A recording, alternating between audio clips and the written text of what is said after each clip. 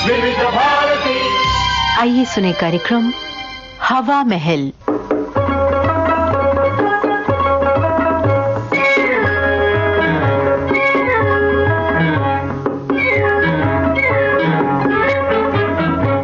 हवा महल कार्यक्रम में आइए सुनते हैं नाटिका सफेदे के पेड़। लेखक हैं रेवती शरण शर्मा और निर्देशक दीनानाथ। कौन? मेम साहब मैं। कौन? अब्दुल करीम। तुम चाय देकर नहीं आए? हुजूर मेम साहब मैं क्या करूं, साहब कहते हैं पहले उन्हें दे आओ, आप कहती हैं उन्हें दे आओ, मेरी तो कोई सुनता नहीं। तुम्हारी?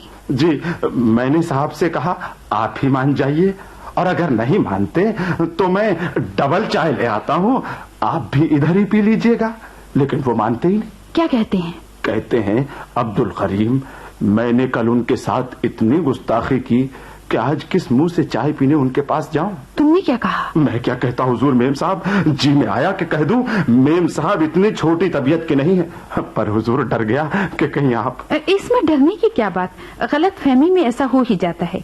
मेरे दिल में तो अब कोई बात नहीं, वो आना चाहे तो शौक से आ जाएं। मैं ऐसी तो नहीं कि वो आए और मैं कोई बदअखलाकी बरतूं।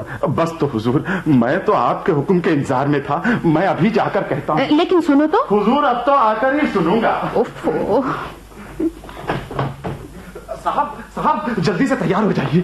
लेकिन किस बात के लिए? दावतनामा कबूल करने के लिए। कैसा दावतनामा? हुजूर मेम साहब ने एक हल निकाल लिया, फरमाया दोनों में से कोई भी अगर पहले चाय नहीं पीना चाहता तो फिर दोनों साथ पी ले। साहब को बोलो अगर एतराज ना हो तो मेरे ही कमरे में पी ले। क्या उन्होंने कहा है? जहां खुद कहा है, इसलिए आप तैयार हो जाइए, बंदा सिंगल के बजाय डबल ट्रे लेकर हाजिर होता है।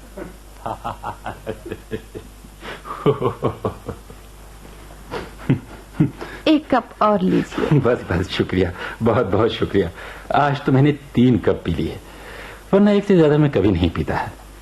मैं आपका बेहद शुक्रगुजार हूँ। इसमें शुक्रिया की क्या बात है? मुझे तो जैसे ही अब्दुल करीम ने कहा कि साहब कहते हैं कल के वाक़े के बाद वे किस मुंह से चाय पीने मेरे कमरे में आए। जी अब्दुल करीम ने क्या कहा? यही कि आप उसकी बात मानकर चाय पीने यहाँ आ जाते। लेकिन किसकी बात मानकर? अब्दुल करीम की। आप क्या कह रही हैं? क्यों?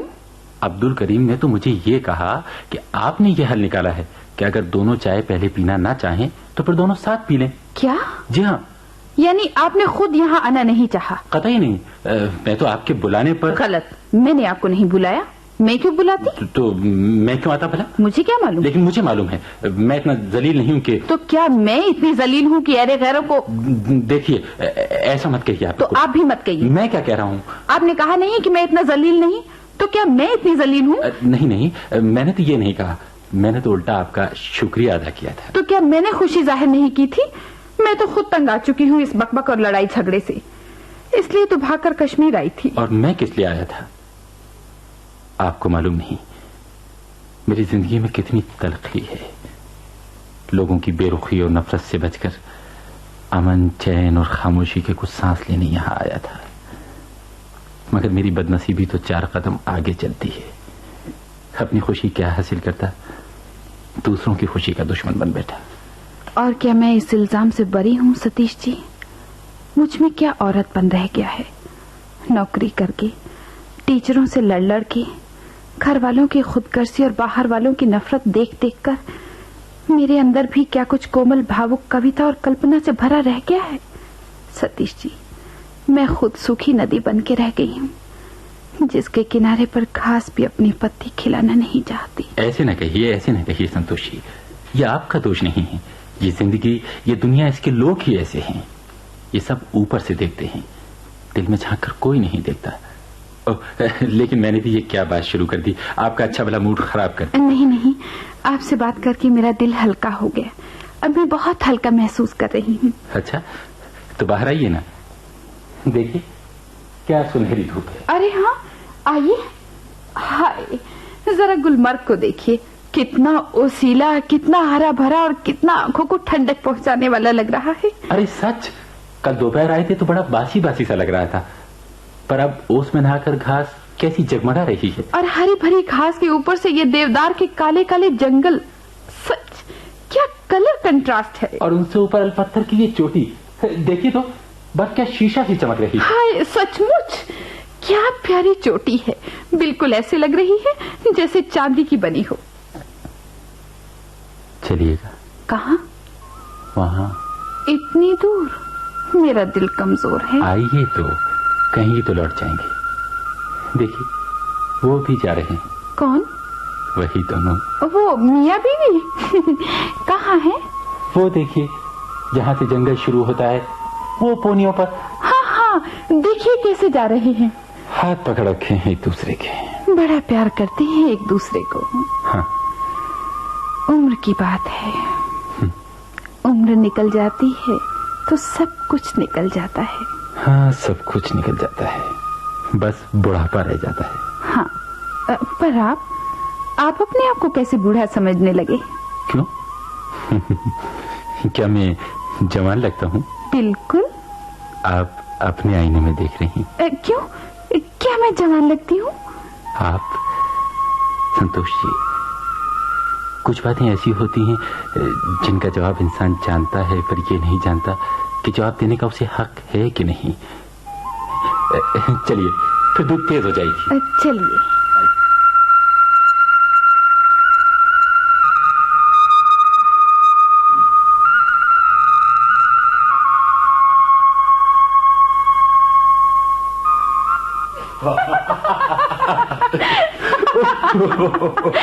ओ सतीश जी, आपने क्या किस्सा सुनाया, मेरा तो हंसते हंसते बुरा हाल हो गया। ये बताइए आपके कॉलेज के किस्से से मजेदार है या नहीं? बिल्कुल, और आपका अंदाज जान तो उसने डाली।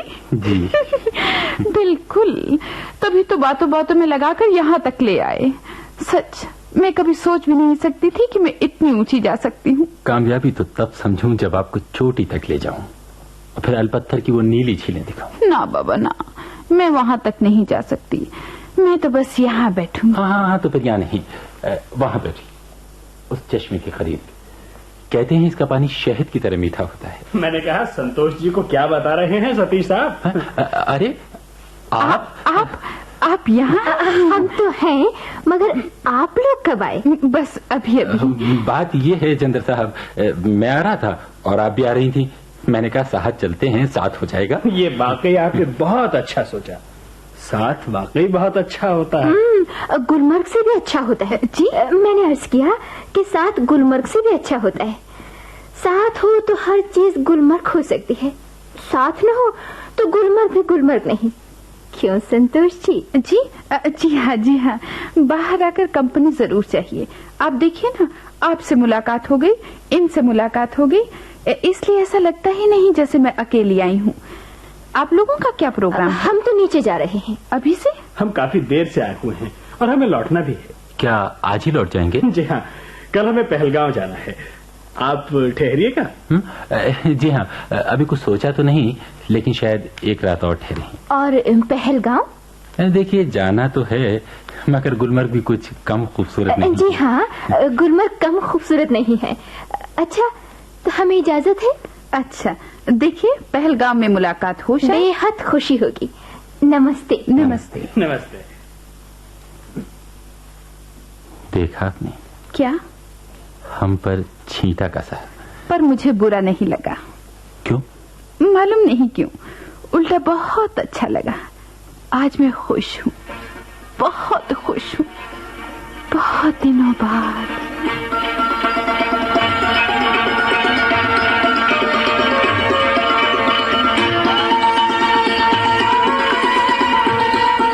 गुलमर्ग, खिलनमर्ग, पहलगाम। सच सतीश जी, आपने मिलते तो ये सब कुछ मैं इतनी अच्छी तरह से न देख पाती। और मैं संतोष जी, मेरी जिंदगी के ये 15 दिन ऐसे कटे हैं कि मैं जिंदगी भर नहीं भूल सकता। आपका साथ, आपका हर वक्त मेरा ख्याल रखना, हम लोगों का एक साथ घूमना, चाय पीना, खाना खाना। ओहो, मैं किस जबान से आपका शुक्रिया अदा करूं? आप तो शुक्रिया अदा कर देंगे, पर मैं किस तरह आपका एहसान चुका सकूंगी? पहलगाम में तबीयत खराब होने पर जिस तरह 2 रातें आपने मेरे सिरहाने आंखों में काटी। आप कैसी बातें कर रही हैं? क्या ये इंसान का फर्ज नहीं होता? फर्ज? हाँ। आप इस दुनिया में फर्ज की बात करते हैं सतीश जी? पिछले साल मुझे 21 दिन तक टाइफाइड चढ़ा था। मेरी माँ, मेरे 2 सगे भाई, मेरी 2 सगी भावजी घर में थी। सब मेरे रुपयों पे पलते हैं, लेकिन रात मेरे पास कोई नहीं सोया। दवा और पानी का गिलास रखकर सब चले जाते हैं। उनका जिक्र न कीजिए संतोष जी।